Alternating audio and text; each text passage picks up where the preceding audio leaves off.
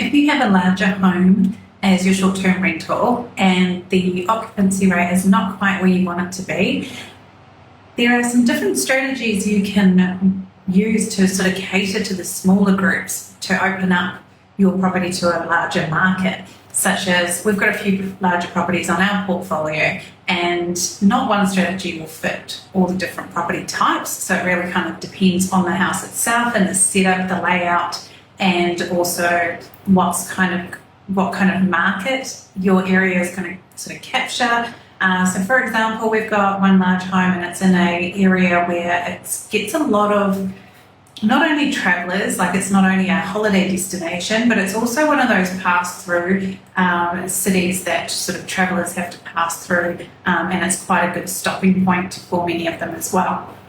And we've got a property there. It's a larger home and it has five bedrooms in total, but one of the bedrooms is a self-contained unit and it can be sort of closed off from the rest of the house. So we've actually got that property listed as 3 different listings. So one for the main house, and so that's 4 bedrooms. One for the what we call the apartment, for the 1 bedroom, the self-contained unit. So we can have 2 different groups in there at the same time. And then the 3rd listing is for them both together. So if a guest wanted exclusive use to the 2 areas, they can book it on that listing.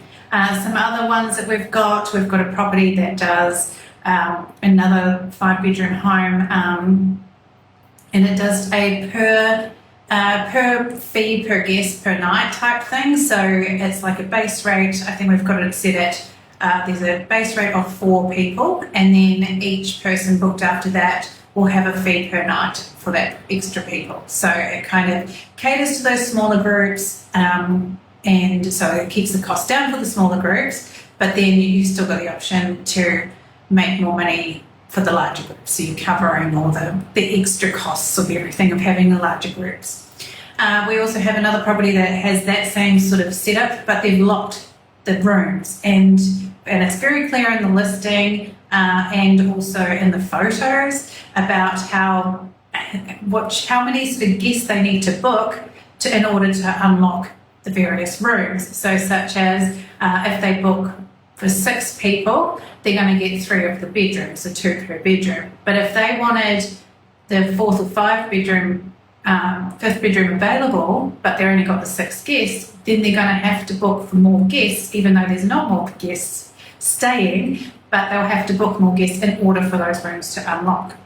So there's different strategies, and like I said, it really depends on the property itself and sort of what sort of groups you want to cater to or open up the market to, because even though you've got a larger property and you want the larger groups coming through, it's better to sort of, if you're not getting the occupancy rate that you're wanting, it's better to get some money than no money, right? So if you can cater to those smaller groups, and then you're getting your occupancy up as well and you're not missing out on bookings.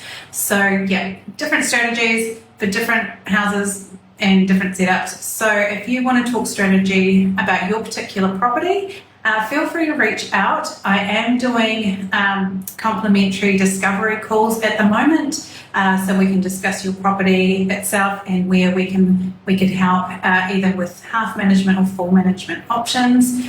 So feel free to comment strategy below or send me a DM, and I'll reach out. Great.